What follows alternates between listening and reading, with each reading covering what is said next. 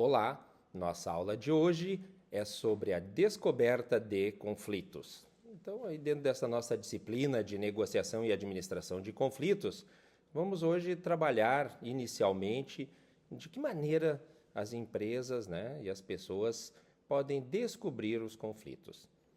Bom, você já parou para pensar nas situações de conflito em que você esteve envolvido?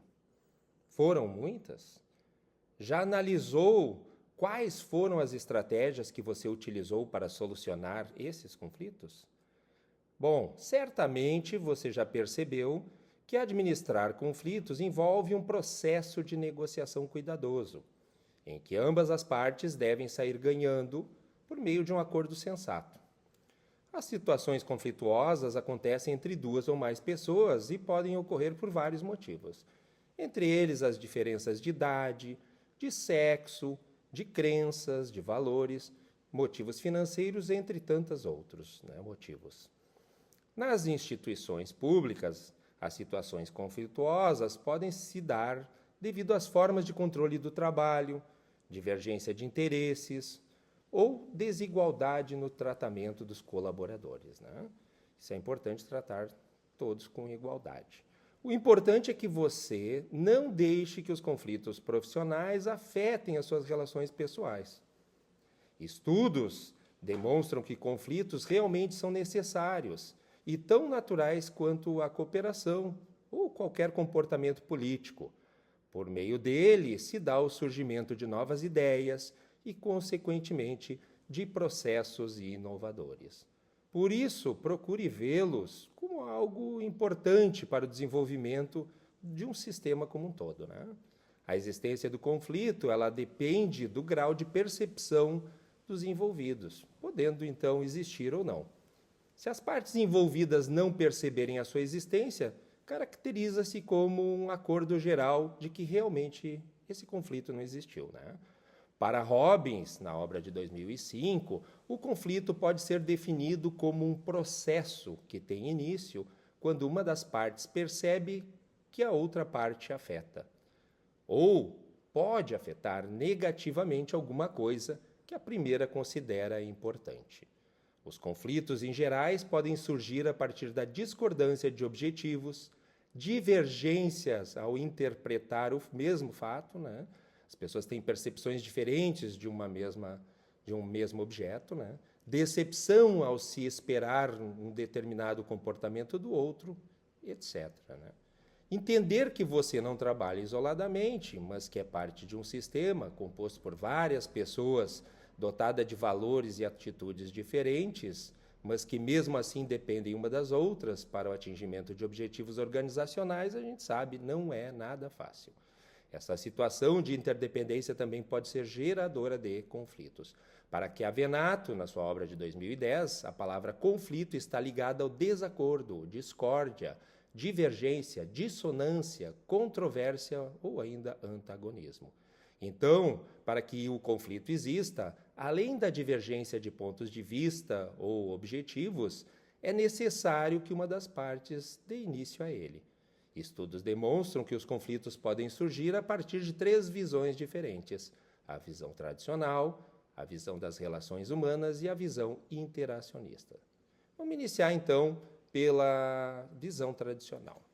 A visão tradicional, ela partia do princípio de que todo o conflito era prejudicial e que, por esse motivo, deveria ser evitado.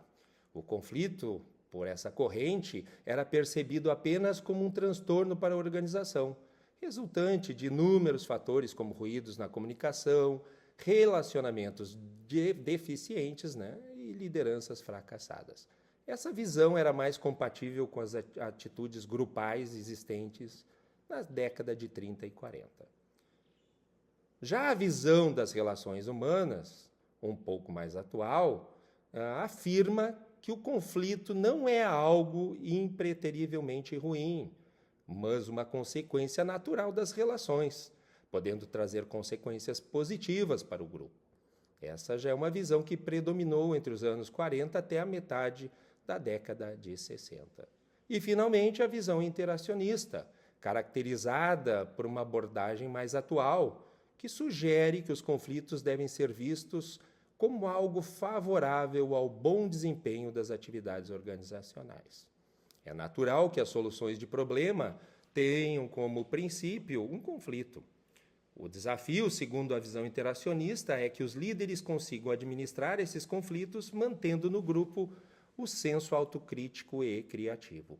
Segundo a visão interacionista, o que vai definir o conflito como algo bom ou ruim é a sua natureza. Então vamos ver quais são os tipos de conflitos, né? Como vocês já compreenderam, o conceito de conflitos e as diversas visões a seu respeito, agora então vamos falar um pouquinho sobre os tipos de conflitos existentes. Existe o conflito interno, que são aqueles que ocorrem quando uma mesma pessoa visualiza um único fato a partir de pontos de vista diferentes, gerando uma divergência de opiniões dentro de si mesmo. Já o conflito entre indivíduos, né, sabemos que cada ser humano possui uma personalidade própria, né, o que o torna único. E essas diferenças de personalidade entre os indivíduos podem ser motivos de conflitos. Existe também o conflito entre indivíduos e grupos. Trabalhar em grupo, nós sabemos, é algo que exige muita flexibilidade. Aquela pessoa que discorda dos princípios e normas estabelecidos pelo grupo ou valores relacionados à cultura da organização estará sempre criando uma situação conflituosa.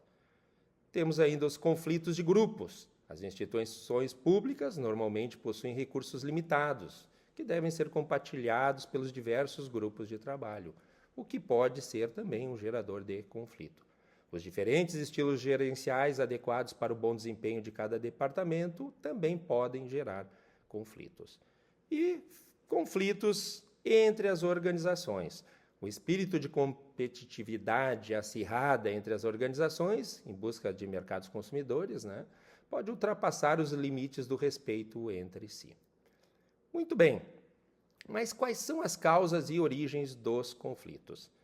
A instituição pública, como qualquer outra instituição, possui condições que são próprias de sua essência e também tendem a criar percepções divergentes entre seus colaboradores, dando lugar a uma situação de conflito.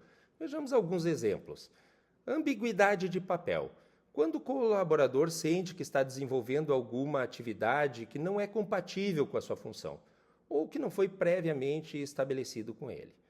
Objetivos concorrentes. A busca pela competitividade faz com que as pessoas, mesmo dentro de uma mesma instituição, se tornem concorrentes umas das outras, buscando objetivos e interesses individuais. Recursos compartilhados.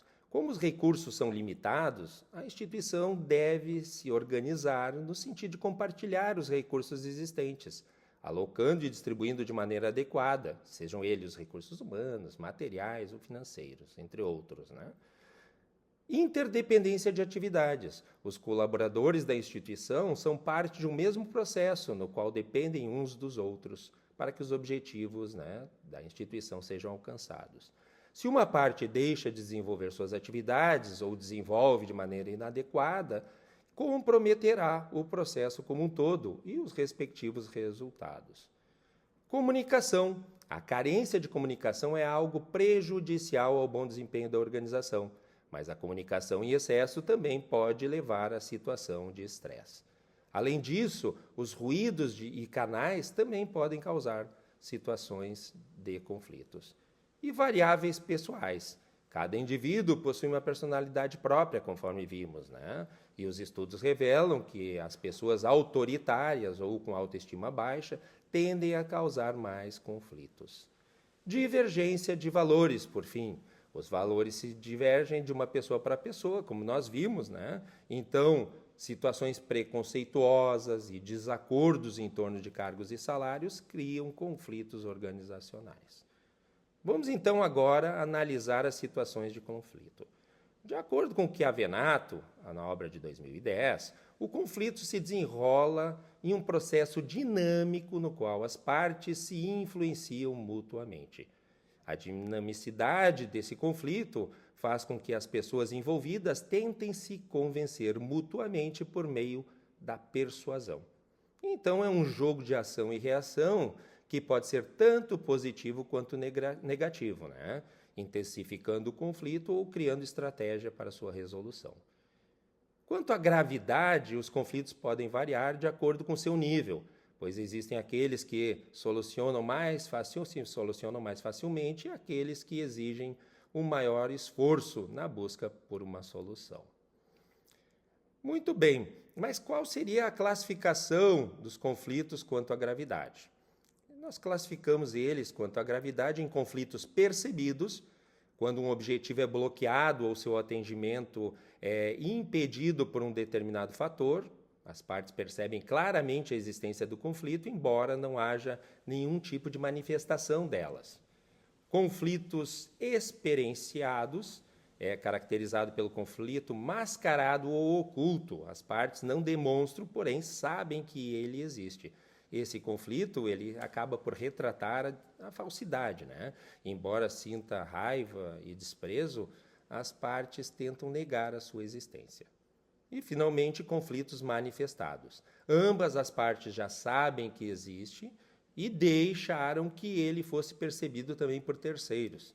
É demonstrado, então, abertamente, né? E pode interferir naturalmente no desempenho da organização.